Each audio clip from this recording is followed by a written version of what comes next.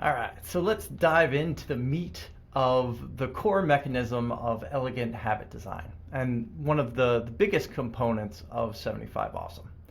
So, about this lesson, what is flow like?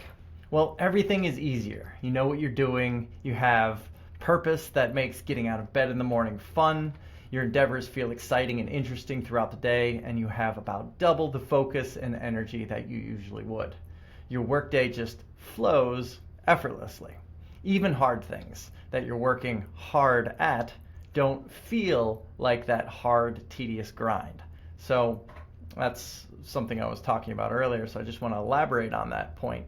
Like flow doesn't feel clinchy, or like if you think about tomorrow, if you have tons of difficult stuff to do, or starting a new business and doing things you don't know, and people may judge you, and let's just say you have like 6 really difficult things that you have to do first thing in the morning.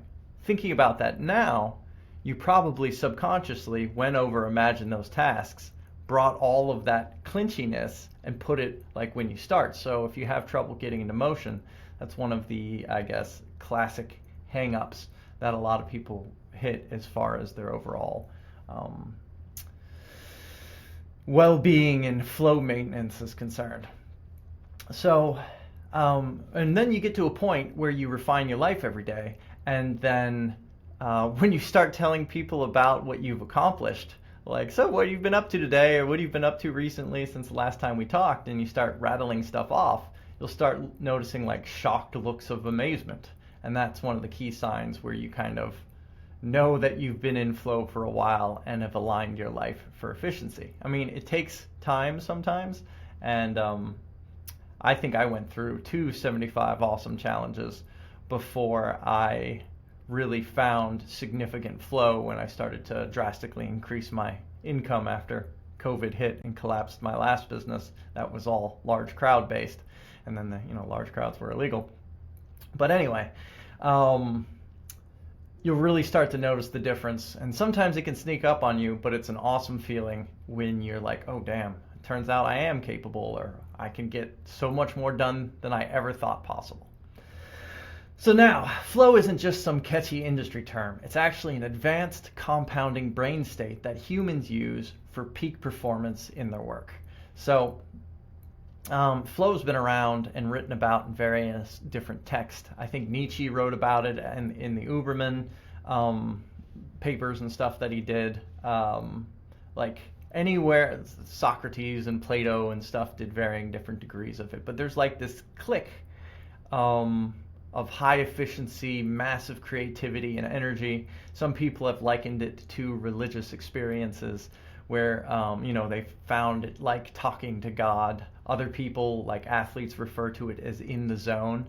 And sometimes these zones can be so significant that you have people like breaking their running records or basketball records, or like when they're on fire or in the zone playing basketball and they just make 9 3-pointers in a row. So there's really some terrific stuff you can do with it.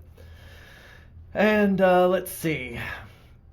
So this is the state that humans use for peak performance, and it was coined by Mihaly Csikszentmihalyi, and that is a mouthful, but he is a Hungarian-American psychologist who showed how everyone, from artists to assembly line workers, can be transported to a state of focused contentment.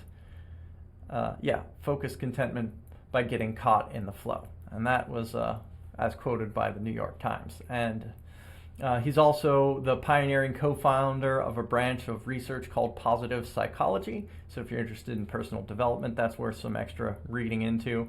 I think his website is still up, where you can buy like different resources and tools. They're a little expensive, and usually you have to be like a psychologist professional of some sort to really have them be worth the money, but great stuff.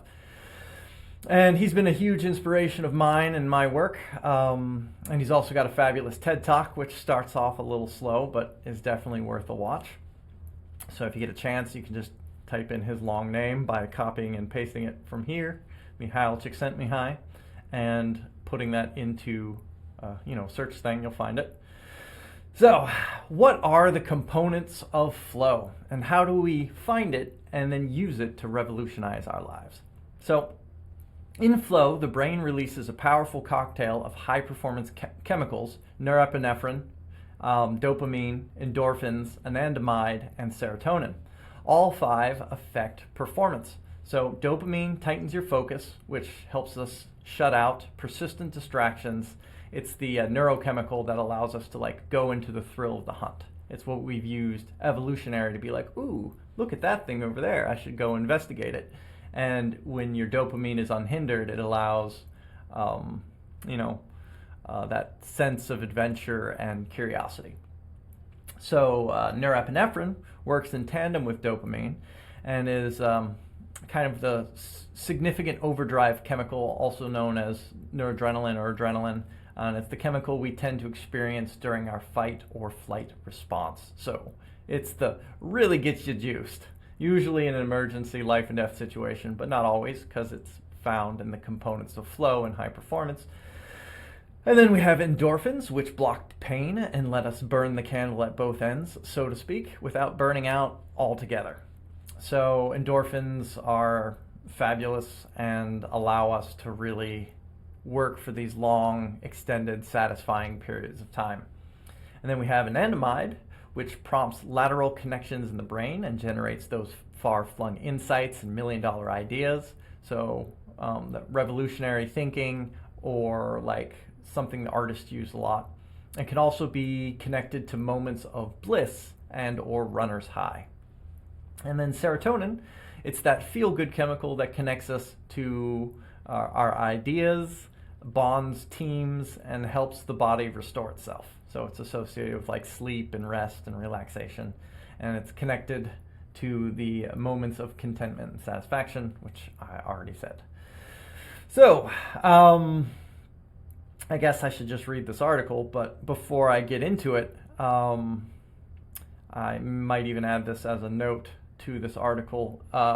In our society, we tend to overplay the dopamine system. So it's a trap that a lot of high performers fall into, where it's like always getting more, like growth at any price and progress until you've like burnt yourself out on overdrive, and or your relationships start to suffer, and you don't really have that work-life balance that allows you to sustain, rest, restore, which if you'll take a look at serotonin, and actually I'm going to add a extra explanation, a deep dive, now that I think about it. So check that out. It'll be the third article today.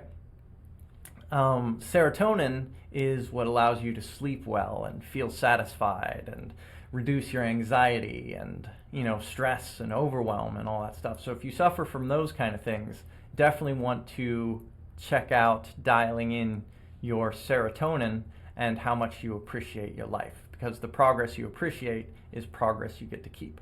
So anyway, important chemicals, and you'll see how they all come together for these super advanced brain states that we've now, I guess, coined as finding flow. So normally we oscillate between the dopamine seeking system, such that's tapped by like social media, video games, phone notifications, like when your phone goes off, bing, like that notification is usually a dopamine seeking system response, and it's a major human driver. So it's important to manage that appropriately and not over tap that with, porn addictions or, alcohol or any other kind of addictions tend to be in the dopamine range, including all the serious ones like, heroin, cocaine, and all that stuff. Or whatever that other one was, like Oxycontin, or I don't remember what it was, but some other thing that's sweeping the nation at some point that's also taps into your dopamine drivers. So it's important to protect your focus so you don't overstimulate it, so that you can have the dopamine where you want it.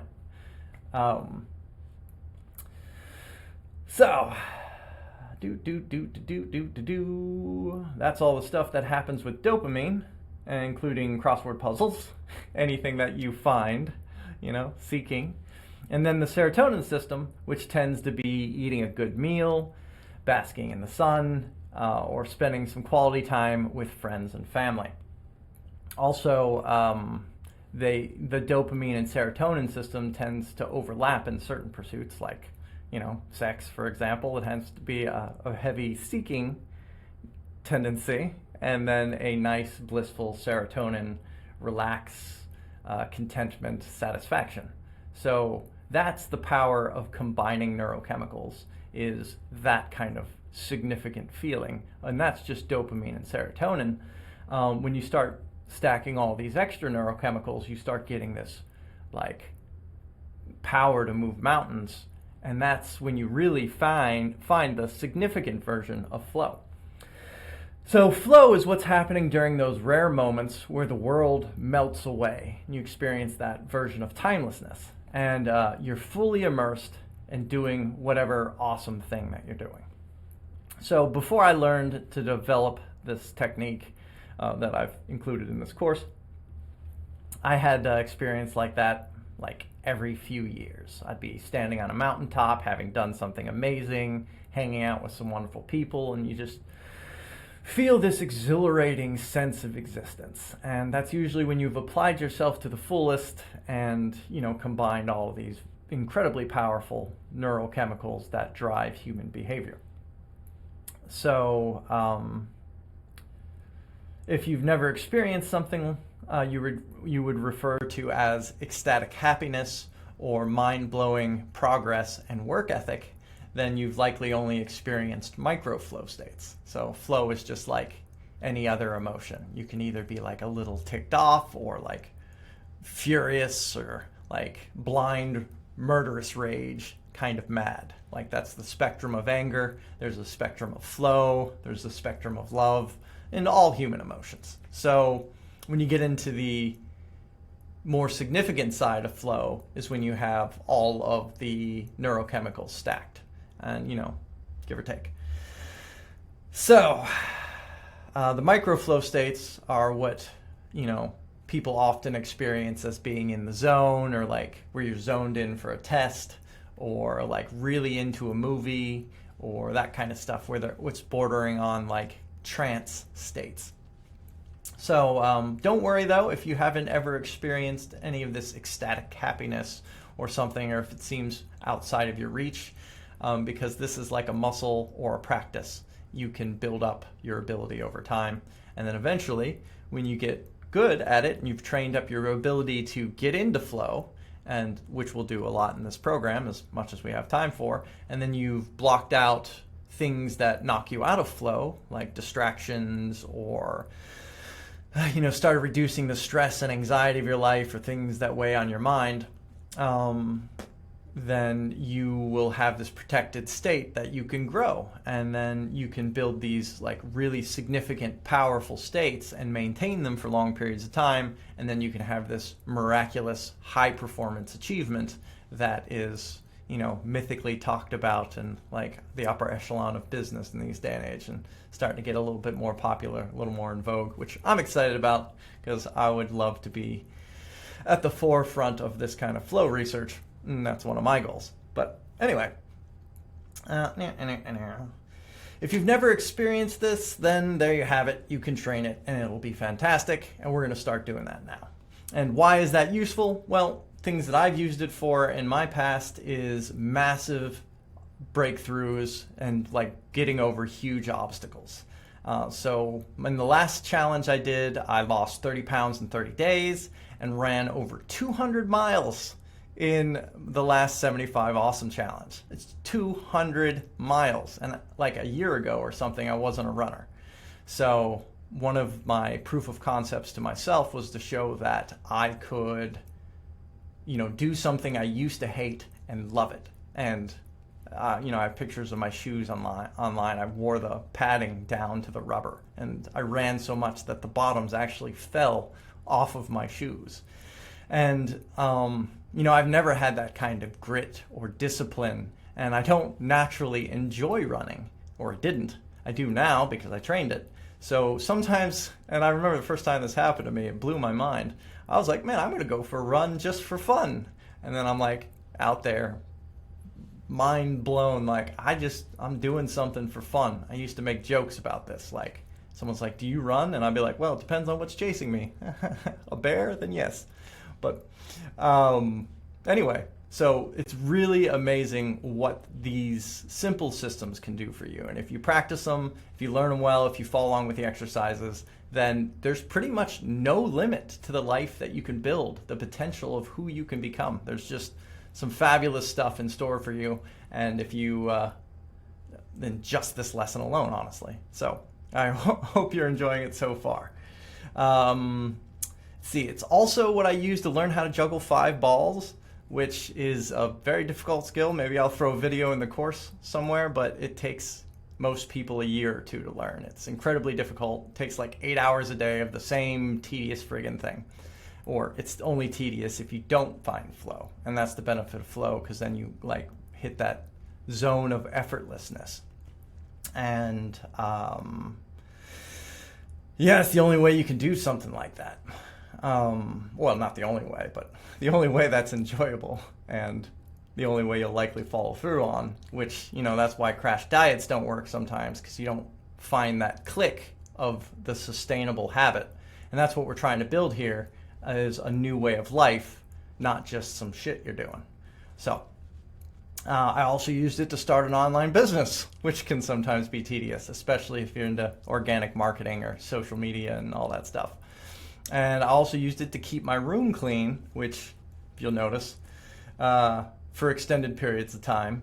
And after years of trying and failing, like, I've never been an organized person, but the way that you can stack in incremental compounding habits, and the way that we're going to go through it in this course, really starts to add up in surprising ways. And each of my bracelets, which we'll get into in the next couple of lessons, stands for one of the challenges that I've gone through. And I have 2 of them now, where I worked on my biggest issues, and these are sources of pride for me now, for a 75-day period. And this one is discipline and consistency. So every day for 75 days, I put on this bracelet, and I thought, I'm going to be the power and presence and force of creation within my life. That's why there's a tree of life on it, because I wanted to be everything that I ever dreamed about, everything that I wanted to do, and like feel that passion and inspiration I used to do, or used to feel in my youth, before like all the woes and grime and corruption of life kind of got to me, and some of the tougher experiences that I've been through over the years. And then the other one is organization and clarity, because if you have power and you show up every day, the next thing you need to do is know what the hell you're doing and have a significant, compelling vision, so you know what to do with all of that energy and consistency. So these are the foundations of this course, and I normally teach them over 275 awesome challenges, but we're going to stick as much as we possibly can into this boot camp right here. So, yay! I hope you liked it. So flow is the source code of human achievement, pattern creation, and massive breakthroughs. There's no limit to what you can do with this stuff. And so start where you are, use what you have, and do what you can.